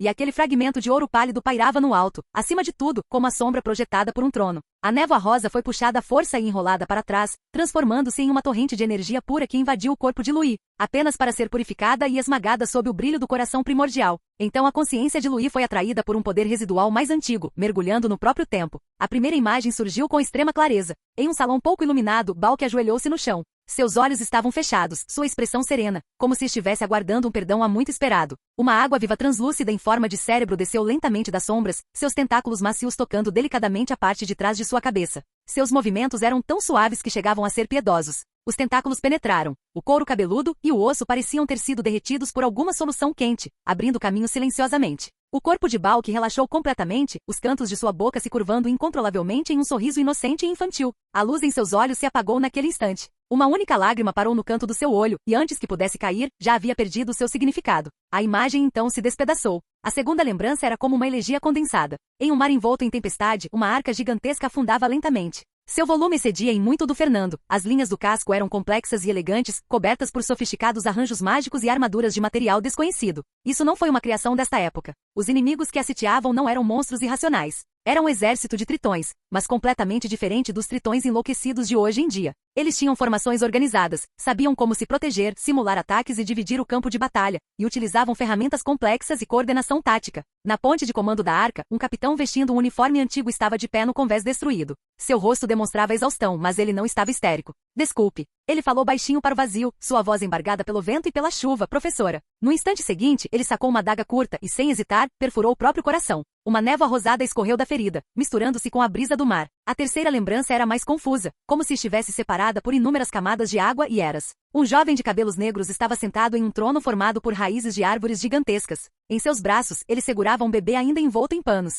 Apesar de ocupar o cargo mais alto, não havia glória em seu rosto, apenas uma tristeza profunda. Era a expressão de alguém que havia previsto o futuro, mas era impotente para impedi-lo. A imagem ficou completamente desfocada aqui, como se tivesse sido cortada à força por alguma vontade, e todas as ilusões desmoronaram de uma vez. Luís abriu os olhos de repente. A caverna permanecia silenciosa, e o altar de ossos brancos estava imóvel, como se nada tivesse acontecido. A névoa rosa purificada já não se agitava. Ela fluiu obedientemente para o mar de consciência de Louis, transformando-se em uma quarta auréola, que girou lentamente ao redor do coração primordial junto com as auréolas carmesim, roxa escura e dourada pálida. Louis ficou atordoado apenas por um breve momento antes de recuperar o equilíbrio. Ele não havia desmaiado, o que significava que seu corpo e alma já eram capazes de suportar esses resquícios e memórias dos velhos tempos. As habilidades proporcionadas pelo poder rosa surgiram naturalmente em sua consciência. Normalmente suas palavras carregavam uma sugestão mental imperceptível, fazendo com que as pessoas inconscientemente baixassem a guarda e desenvolvessem confiança e proximidade com ele. E em batalha, com um simples pensamento, ele poderia detonar os nervos sensoriais de um oponente, fazendo-o cair em um breve, porém fatal, estado de paralisia extasiante ou criar vieses cognitivos mortais.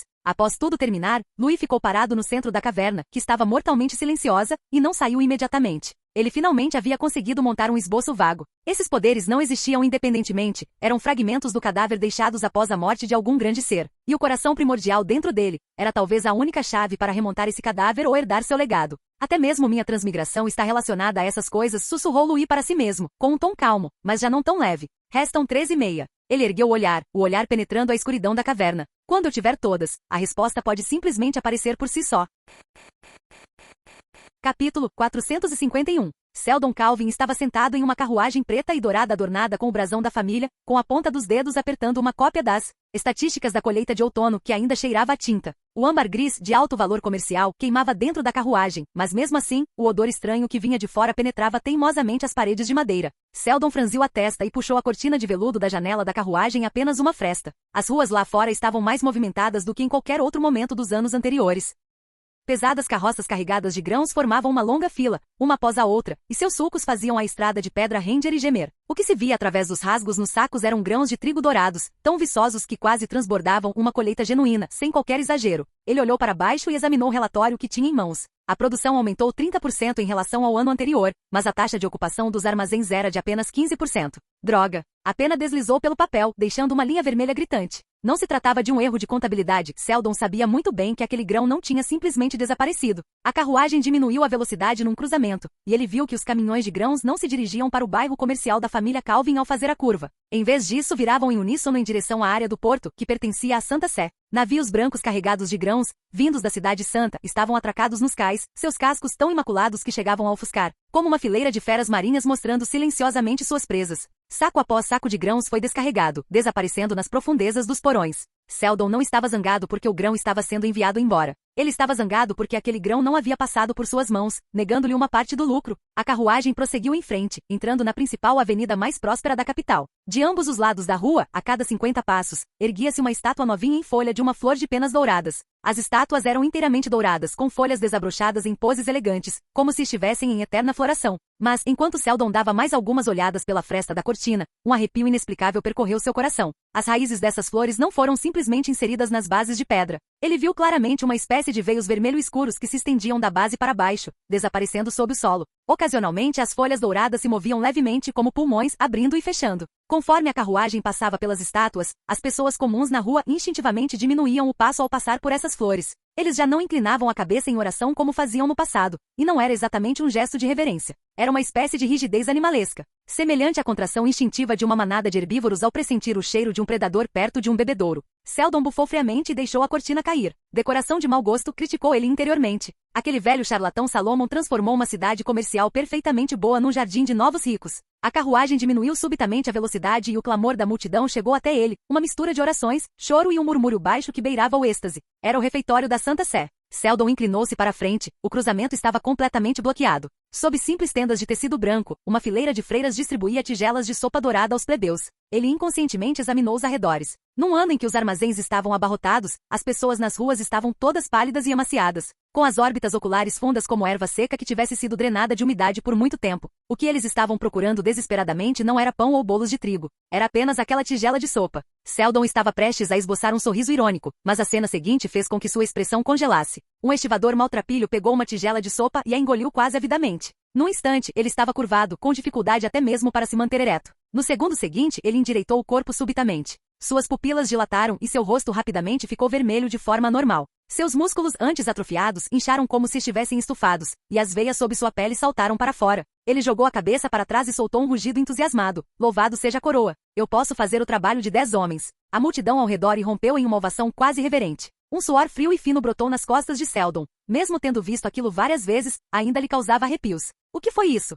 Uma poção alquímica? Uma solução divina? Ou algum tipo de droga modificada? Qual foi o custo? A fórmula era complexa? Poderia ser produzida em massa? Se a guilda dos comerciantes Calvin conseguisse a fórmula disso e a vendesse para mineradores, madeireiros, equipes de construção de estradas, quantas vezes mais lucro isso representaria em comparação com o comércio de grãos? Ao pensar nisso, o frio em seu coração foi rapidamente substituído por um incômodo familiar. A irritação de que aquilo não tivesse passado pelo mercado, não tivesse passado pela guilda, não tivesse passado por ele. Dar um remédio tão bom a esses consumíveis é um desperdício total, murmurou Seldon em voz baixa, num tom desprovido de qualquer piedade. A carruagem prosseguiu lentamente pela próspera avenida, suas rodas produzindo um som abafado e rítmico contra as lajes de pedra. Nesse instante, ouviu-se uma batida suave e discreta vinda de fora da carruagem. Jovem mestre! Era a voz do mordomo da família. A carruagem parou brevemente à beira da estrada, a janela foi entreaberta pelo lado de fora e uma mão enluvada de branco entregou uma pequena caixa de madeira. O exterior da caixa estava selado com a cera da Santa Sé, com o brasão de espinhos claramente visível. Este é o pagamento que acaba de ser efetuado pela Santa Sé, disse o mordomo em voz baixa com um toque de hesitação.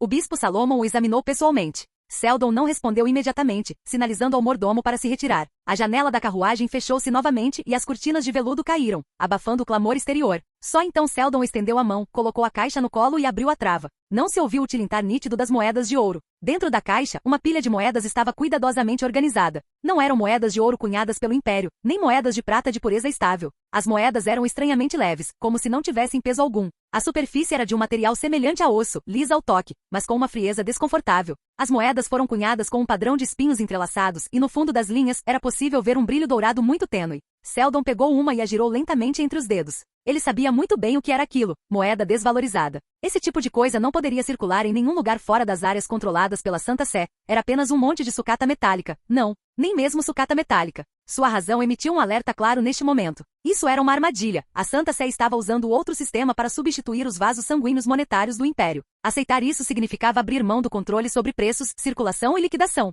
Seldon fechou os olhos. Contudo, o rosto sereno do bispo Salomon surgiu incontrolavelmente em sua mente. Ele não tinha o direito de recusar. O grão já havia sido interceptado pela Santa Sé. O porto estava em suas mãos. Os refeitórios para pessoas carentes controlavam o nível mais baixo de mão de obra. E agora até o método de liquidação estava sendo reescrito. Não se tratava de uma negociação. Era uma notificação de que as regras haviam mudado. Seldon expirou lentamente, abriu os olhos e pressionou a tampa da caixa com um clique suave. Aceite. Do lado de fora da janela, o mordomo fez uma reverência novamente. Seldon prosseguiu, com o olhar já voltado para a rua lá fora. Além disso, transmita minha ordem. A partir de amanhã, todas as lojas de grãos e azeite sob a responsabilidade da família. Ele fez uma pausa, como se confirmasse que não havia volta. Recusará aceitar moedas de ouro imperiais e dará prioridade à aceitação de vales sagrados. As pupilas do mordomo contraíram-se imperceptivelmente, mas ele não discutiu, limitando-se a curvar-se em sinal de reconhecimento. A carruagem voltou a andar. Seldon sabia exatamente o que tinha feito. Ele próprio havia cortado o último elo de ligação intacto entre a família Calvin e o sistema econômico do Império. Ele havia se colocado voluntariamente na armadilha financeira invisível da Santa Sé. Mas ele também sabia muito bem que na verdade não tinha escolha. No final da rua, uma onda repentina de vozes ordeiras e fanáticas irrompeu. Louvado seja o rei! Louvado seja o lírio dourado! Os plebeus que haviam bebido a sopa dourada formaram uma procissão, erguendo os estandartes da Santa Sé, marchando em uníssono com sorrisos quase de êxtase nos rostos. A luz dourada do sol inundava a rua, tornando-a tão deslumbrante que chegava a ser perturbadora. Seldon franziu a testa acentuadamente. Uma irritabilidade indescritível surgiu do fundo do seu peito. Ele estendeu a mão, puxou as cortinas de veludo e as fechou com um puxão. Fechou os olhos e repetiu silenciosamente em seu coração uma frase na qual nem ele mesmo acreditava completamente. Enquanto eu puder ganhar dinheiro, enquanto eu puder ocupar essa posição, ou até mesmo uma posição superior, uma curva quase imperceptível se formou no canto de sua boca, não me importa qual Deus seja. Na sala do conselho do Palácio Imperial Temporário na província Sudeste, Lampard estava de pé em um dos lados da longa mesa, segurando um documento de inteligência que acabará de chegar. O papel farfalhou levemente entre seus dedos. Ele sabia melhor do que ninguém o que era, de fato, aquele regime acima dele, chamado de Sacro Império do Oriente. No norte, Louis estava limpando o mar, os piratas estavam sendo dizimados em massa, as rotas estavam sendo redefinidas e os navios de guerra do território da Maré Vermelha usavam alvos reais para calibrar seus canhões, com um bloqueio já estabelecido no mar. A oeste, o exército de Calian avançava. Tratava-se de uma invasão militar sem disfarce, e eles nem se deram ao trabalho de inventar uma desculpa. E ao lado dele, este Sacro Império do Oriente, dotado de um nome grandioso, assemelhava-se mais a uma criança sofrendo de gigantismo. Seu corpo era enorme, mas seus ossos eram frágeis. Conchas douradas estavam empilhadas camada por camada, mas em seu interior havia tecido mole não formado. Lampard respirou fundo, lenta e deliberadamente, e então ajustou os músculos faciais. As sobrancelhas franziram, o maxilar se contraiu e um toque de raiva e impaciência surgiu em seu olhar. Era o rosto de um monarca irritado, encurralado, mas ainda mantendo as aparências. Essa foi uma apresentação para duas pessoas. Uma era Salomon, envolto em vestes clericais e sentado na outra extremidade da longa mesa, e a outra era Seldon, sentado um pouco mais afastado. Lampard subitamente ergueu a mão e atirou o relatório de inteligência militar com força sobre a mesa de mogno. Bang! O ruído alto ecoou na Câmara do Conselho. O castiçal tremeu ligeiramente, e as chamas alongaram-se e depois contraíram-se. Ele deu um passo à frente, elevando a voz, num tom que carregava uma fúria deliberadamente contida, porém descontrolada. Os navios de guerra de Louis já estão usando piratas como alvo para treinamento de tiro. Seu olhar percorreu Salomon, depois Seldon, como se estivesse questionando, como se estivesse acusando. Nos portos do norte, lanchas rápidas não identificadas circulam todos os dias. E o meu exército? Lampard bateu com o punho na borda da mesa. Eles nem sequer receberam armaduras completas. Ele fez uma pausa por um instante, como se finalmente não conseguisse mais se conter, liberando toda a raiva acumulada ao longo dos anos. Esta é a terra abençoada por Deus que você prometeu? Lampard apoiou as mãos na mesa de mogno, inclinando-se para a frente, com o olhar fixo no cardeal nas sombras.